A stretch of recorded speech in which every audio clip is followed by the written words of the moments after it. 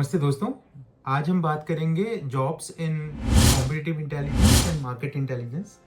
तो जॉब्स कैसे होते हैं कॉम्पिटिटिव इंटेलिजेंस के या मार्केट इंटेलिजेंस के। तो दोस्तों, कॉम्पिटिटिव इंटेलिजेंस में आपको एक कॉम्पिटिटिव लैंडस्केप बनाना पड़ता है। आपकी जो जॉब रिस्पॉन्सिबिलिटी होती है, एक कॉम्पिटिटिव लैंडस्केप बनाया जाए जिससे कि सेल्स इनेबलमेंट की हेल्प हो। जहाँ मैं सेल्स इनेबलमेंट की बात करता हूँ, वहाँ पे सेल्स और प्री सेल्स ही दोनों आ जाते हैं। तो आपको उनके डील्स में आपको हेल्प करना होता है। आपको ऐसा डेटा प्रोवाइड करना होता है जिससे उनको कस्टमर से जब वो डील करें तो उस समय उनको हेल्प हो कॉम्पिटिटिव एंगल से। जैसे अगर मैं एग्जांपल के लिए बताऊं कि कोई XYZ कॉम्पिटिटर है, वो कुछ फीचर्स हाईलाइट कर रहा है और वो फीचर अगर कंपैरिजन के हमारे प्रोडक्ट से कंपेयर किया जाए तो कहाँ वो वीक है या कहाँ पे ऐसे पॉइंट्स हैं जहाँ पे हम लिवरेज कर सकते हैं उस प्रोडक्ट की अपने प्रोडक्ट की स्ट्रेंथ उस दूसरे कॉम्पिटिटर के कंपैरिजन में। अब ये इसमें बहुत सारी चीज़ें होती हैं, जैसे आपको जो neutral third party research companies हैं जैसे कि गार्टनर हो गई, फॉरेस्टर, ओवम, इनकी हेल्प लेके आपको कुछ न्यूट्रल पॉइंट ऑफ व्यू मिल जाता है डेटा के बारे में। अगर आप कहेंगे कंपनी के बारे में कि ये फीचर्स बहुत अच्छे हैं या ये मार्केट में लीडर है प्रोडक्ट, तो कस्टमर कह सकते हैं कि ये तो आपका ही प्रोडक्ट है, तो आप तो ऐसा ही कहेंगे।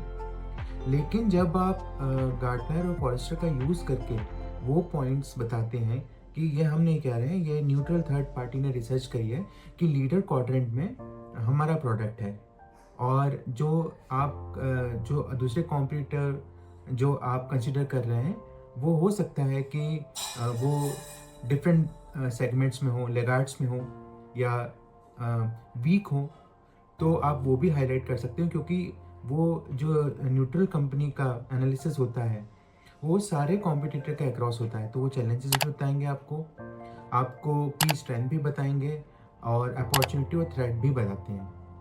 तो एक तो आप ये लेवरेज कर सकते हैं जो गार्टनर, फॉरेस्टर, ओवम इनकी रिसर्च रिपोर्ट्स हैं। अब मैं दूसरा पॉइंट जो कि बहुत इंपॉर्टेंट पॉइंट है वो है फैक्चुअल डेटा। तो अगर आप कस्टमर्स को फैक्चुअल डेटा दे पाते हैं, जैसे कि इतना इस प्रोडक्ट का इंस्टॉल्ड बेस है या इतने customers 7000 plus customer for example इस सेगमेंट के हैं अभी तक, जो कि एंटरप्राइज क्लास कस्टमर्स के लिए ये प्रोडक्ट एप्ट है या बहुत ही बढ़िया परफॉर्म करता है। अगर आप ये भरोसा दिला पाएँ अपने डेटा पॉइंट्स के थ्रू, सेल्स और प्री सेल्स को जब आप पहुंचाएं और वो कस्टमर तक पहुंचाएं, तो इसका मतलब ये है कि आप एक बहुत बेहतर कॉम्पिटिटिव इंटेलिजेंस डिफरेंशिएशन क्रिएट कर पा रहे हैं अपने प्रेजेंटेशन के थ्रू, जो कि आप फैक्चुअल डेटा इंक्लूड कर रहे हैं। फिर एक दूसरे टाइप का डेटा होता है, वो होता है मार्केट इंटेलिजेंस डेटा।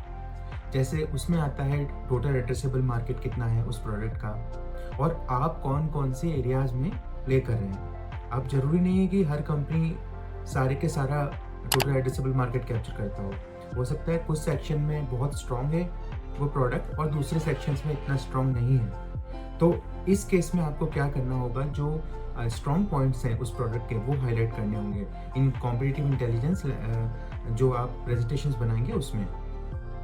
और ये टाइमली इंफॉर्मेशन होनी चाहिए, ऐसा नहीं होना चाहिए कि डेटेड इंफॉर्मेशन आप प्रोवाइड कर रहे हैं। लाइक एटलीस्ट रीसेंट इंफॉर्मेशन तो होना चाहिए जिससे कि आप बता पाएँ कस्टमर्स को कि ये रिसेंटली ये रिसर्च हुई है और ये जो डेटा है वो रिसेंट है, डेटेड नहीं है। तो जो कॉम्पिटिटिव इंटेलिजेंस होता है वो उसका मेन काम ये होता है कि टाइमली डेटा पहुंचा पाए सेल्स और प्री सेल्स को, और साथ ही साथ कस्टमर्स को ये भरोसा दिला पाएँ कि आप जो प्रोडक्ट में इन्वेस्ट कर रहे हैं वो बहुत ही बेहतर प्रोडक्ट है।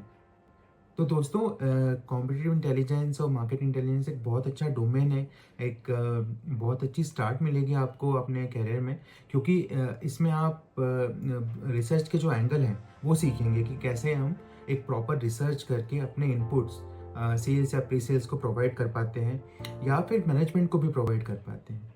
तो उम्मीद है दोस्तों आपको ये वीडियो पसंद आया होगा। ऐसे ही इंटरेस्टिंग वीडियोस के लिए आप मेरा चैनल सब्सक्राइब करें।